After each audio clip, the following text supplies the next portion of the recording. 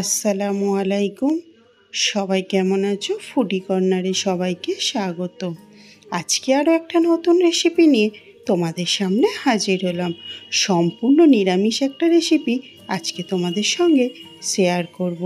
শরীরকে ঠান্ডা রাখতে ও সুস্থ রাখতে এই সবজিটা কিন্তু প্রত্যেকেরই খাওয়া উচিত। এই নিরামিষি সবজিটা খুব চটজলদি কিভাবে বানালাম সেটাই আজকে তোমাদের সঙ্গে শেয়ার করব। বেশি কথা না বাড়িয়ে চলে যাব মূল রেসিপিতে।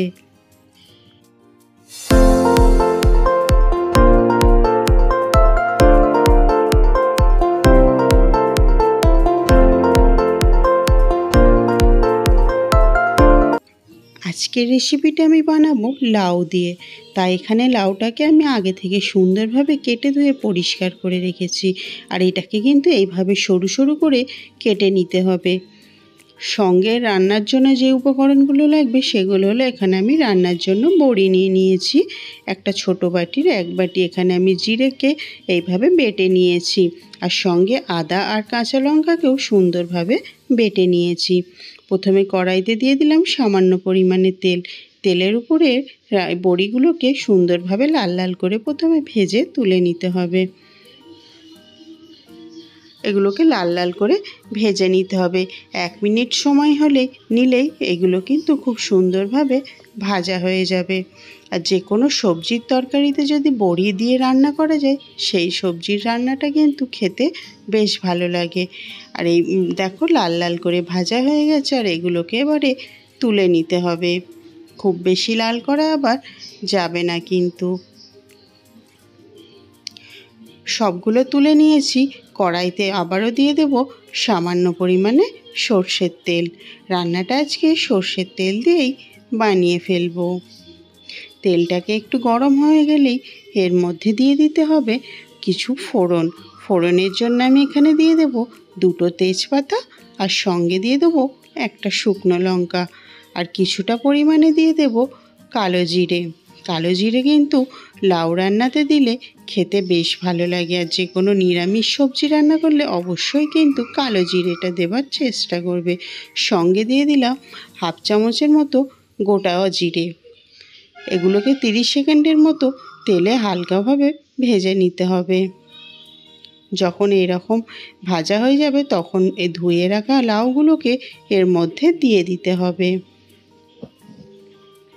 আমরা সবাই জানি লাউয়ের মধ্যে কিন্তু বেশিরভাগ জল থাকে, তাই স্বাস্থ্যের পক্ষে খুবই উপকারী এই লাউ সবজিটি। আর এটা কিন্তু শরীর ঠান্ডা রাখতে বেশ উপকারী।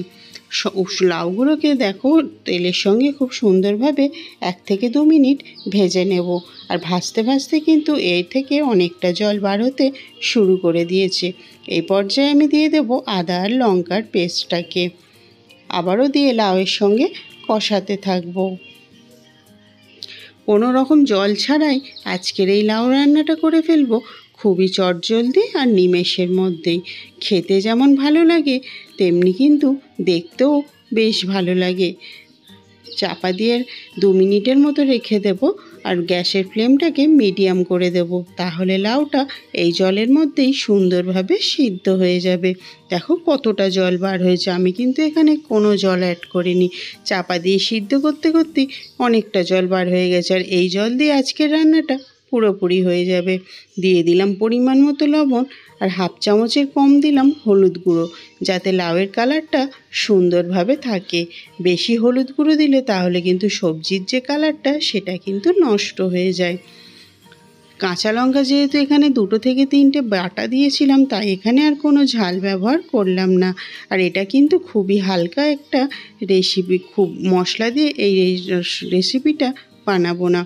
আবারও সব রকম মশলা দিয়ে 1 মিনিটের মতো রান্না করে নেব চাপা দিয়ে।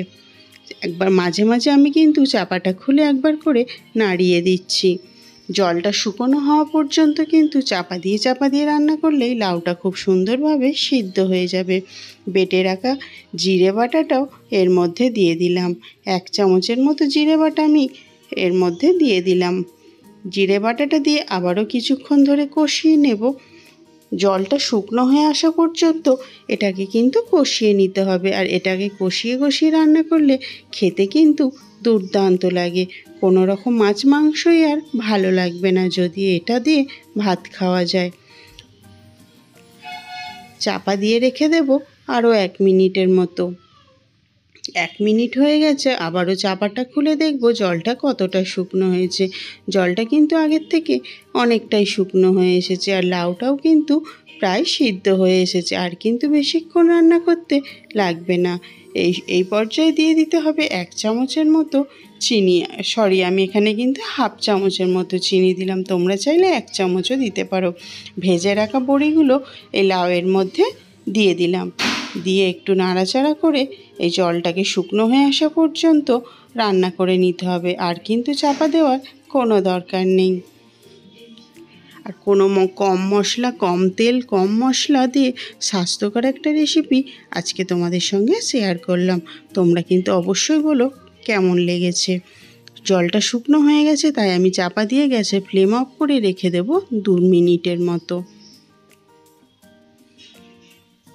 দেখো শুকনো হয়ে গেছে, এবার কিন্তু এটাকে আমি নামিয়ে নিলাম।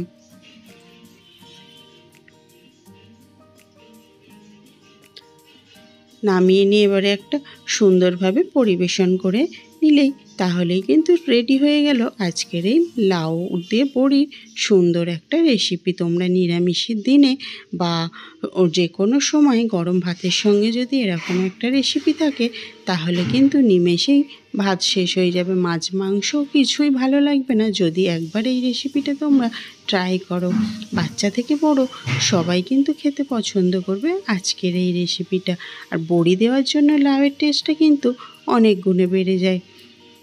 আজকে তোমরা জানাতে ভুলো না আজকের রেসিপিটা তোমাদের কেমন লেগেছে। আর তোমরা কিন্তু অবশ্যই লাইক দিও। তোমাদের লাইক, কমেন্ট, শেয়ার ভিডিও বানানোর আগ্রহটা অনেকটাই বাড়িয়ে দেয়। আর তোমরা শেয়ার করতে ভুলো না যাতে অন্যরা দেখার সুযোগ পায়।